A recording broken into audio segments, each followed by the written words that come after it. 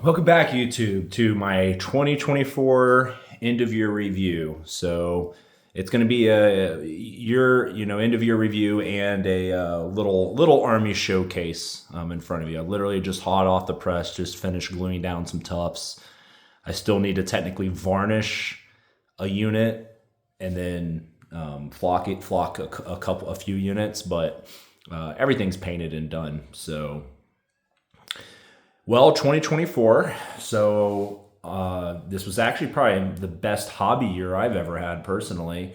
I played an okay amount of games considering I was working on a massive project for the Historic Con convention. Probably got to play half a dozen of games in total for 2024, which is pretty good. It's about what I normally do, to be honest, every other month. Sometimes I might do a little bit more than that when I live closer to Holy Diver, but 6 is okay. That's pretty par. And then on top of that, painting wise, this was by far the best year of painting I've had. I mean, just since September, and I technically didn't finish these miniatures up till like the 2nd of January, but we'll go ahead and count them for the 2024 numbers. Just starting from September, I've painted, just from September through December, I painted almost 150 models. So that's pretty good. Now, I will say I did paint over 90 models in December, so a good chunk of that was in December, which is good. That was the goal I had. I wanted to paint I wanted to paint 2 entire war bands and some skirmishers. 8 skirmishers to be exact, which I got through. So, and a few heroes. I painted through 4 heroes with that too. So that's pretty good. I'm pretty happy with that. The what's before you is, and you guys have seen the majority, all of this, but one of the units. But what this is, just for a recap, this is the early Germanic contingent completed. So I have 2 Germanic armies envisioned / in progress. One is the one before you, and the other one's like the Gothic Saxon, later Roman period, early Dark Ages, I suppose. I don't like that term, but we'll just say late antiquity. And that one is not even halfway done. I'm only 40% through that army. Overall, the plan was to have 500 Germanic barbarians. I have 350 completed right now.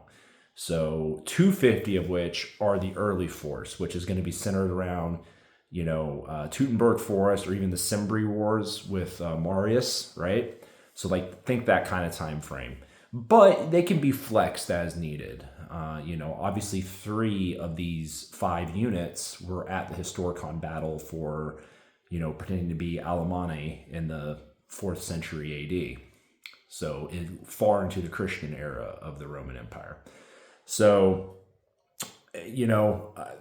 I just had a great time painting this year.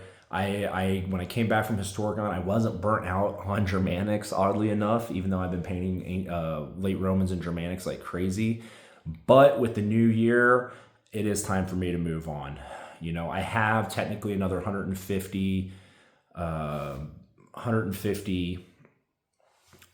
Gothic Saxon guys to complete for the rest of the barbarians, but I'm gonna put it down for now. I don't have any miniatures collected. I literally have I think eight Goths in the pile. That's it, just 8, 4 archers and 4 warriors. So I don't have any miniatures collected to progress on that army. But what I do have is 500 Greeks to paint. So I think we're switching over to Greeks. Triarius made a very good in-depth video on our project and what he's doing and how he's planning for it. So if you subscribe to my channel, you're probably subscribed to Triarius's. I'll link it into the description if you guys aren't. But we are doing Greco-Punic Wars or Sicilian Wars. So I think as of right now, to confirm with this video, we're settled on the Battle of White Tunis, with the Carthaginians versus the Syracusans, Agathocles. And I'm looking forward. It was a large open battle. It was a very unique battle. One army is completely inexperienced and the other army is very elite. but the numbers favor one side. So, and the other side has a lot of cavalry and chariots, and the other side only has infantry. So it'll be really interesting, or mostly infantry. It'll be really interesting to game that out, and it'll be a nice wide open battle. A lot of the battles in Sicily proper were not field battles; they were sieges, and that's hard to game. And you can build terrain and whatnot, but siege battles tend not to be as fun. And then on top of that, some of the open battles were really peculiar in nature. Like the first Battle of Himera had Galen secretly tricking the Carthaginians into letting him into their camp, and then he caused a ruckus. And Hamilcar, all these Carthaginians have the same damn name, but he throws himself into a freaking sacrificial fire or some shit. Pretty crazy stuff according to Herodotus. But yeah, so we're doing White Tunis, which was fought late in the 4th century BC, so right after Alexander's death. So it's still going to be a hoplite versus hoplite, more or less, force with cavalry and chariots. So I'm really excited for that, and I want to get started painting on it. So I'll probably do a follow-on video showing what I have planned for the project and how I organize mass projects like this, because it's a lot. And I know to some people like Simon Miller or Yorkshire Wargamer, they've been doing it so long that's a little bit easier for them, and it's like breathing air to them. But every time we do one of these big projects, our stick gets a little bit sharper, and I get a little bit more efficient on how to do things and how to better plan, most importantly. So enough of that. So that's what we have planned for 2025. And like I said, 2024 was a great year. I don't know how many miniatures I actually painted in 2024, and it's really hard to tally. It was definitely over 500. If I had to guess, it was probably 600, which by far I normally do 450. So this was a phenomenal painting year for me, but I don't exactly know how much I painted. But like I said, I painted 150 models just in the last 3 months. So, if you multiply 150 by 4, you got 600 models. So I think that's right on the mark for me. So I'll go through and I'll show this whole army is metal. It's a mix of mostly Foundry, but there is some Gripping Beast and there is some Crusader sprinkled in, but it's all metal, so it really goes together really good. Crusader fits great with Foundry, and the Gripping Beast models I used were actually really good ones, and they also fit in pretty damn well as well. So we'll just zoom in. I'll show the I'll pause here and I'll go into handy mode here, and I'll show the most completed unit and kind of show you what our organization and thoughts behind the army is.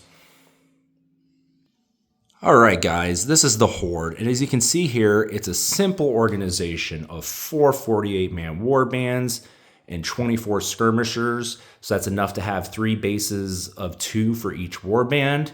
There's only one army commander. This is a Germanic barbarian army.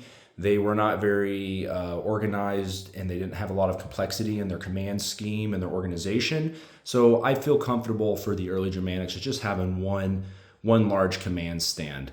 So all these other war bands you guys have seen before. Every war band also has a hero attached to it to the strongest primarily.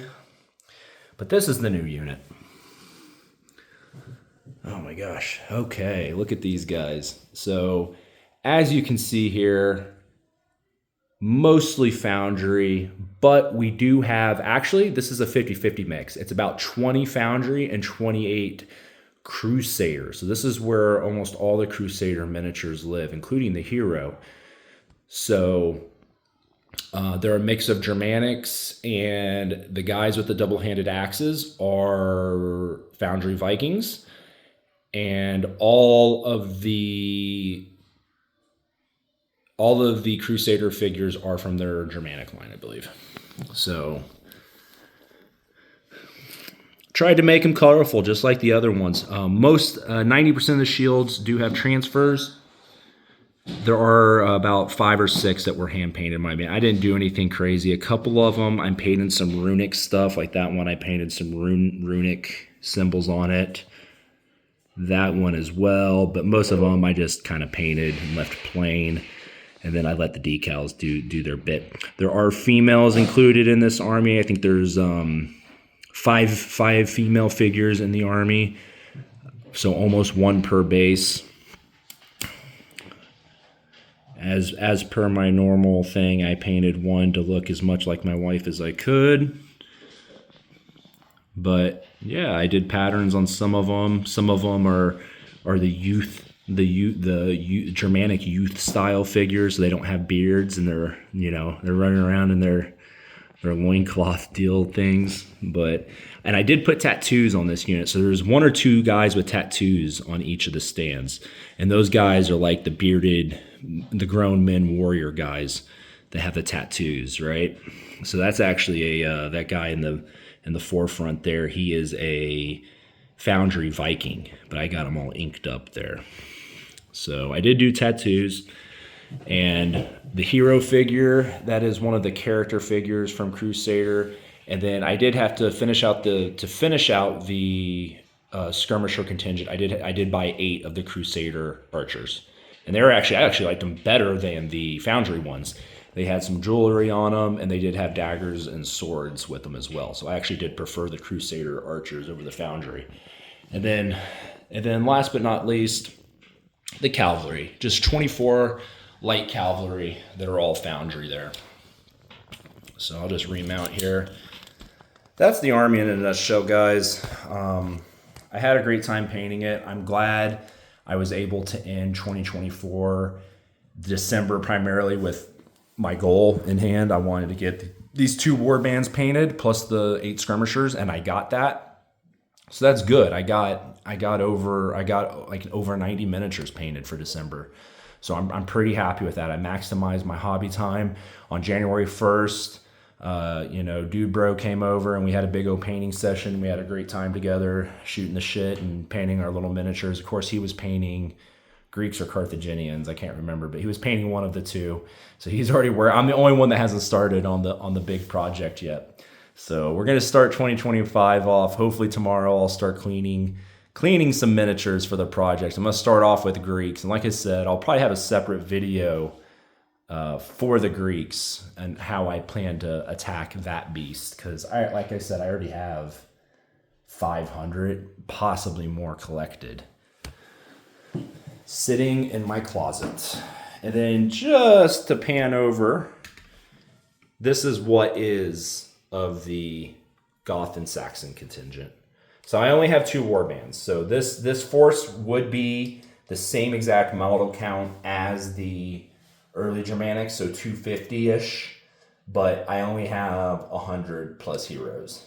So I do have all the heroes painted, plus an extra, but I only have 2 of the 3 warbands, none of the skirmishers, none of the cavalry, none of the commanders. So this army is only at 30-40% complete.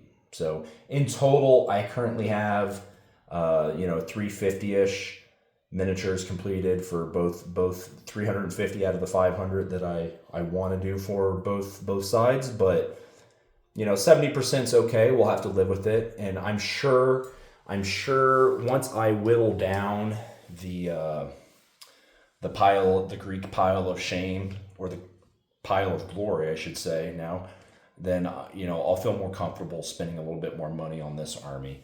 But it's really hard when you got 500 plus Greeks collected sitting in your closet to go spend another $100 to $200 to finish these guys out.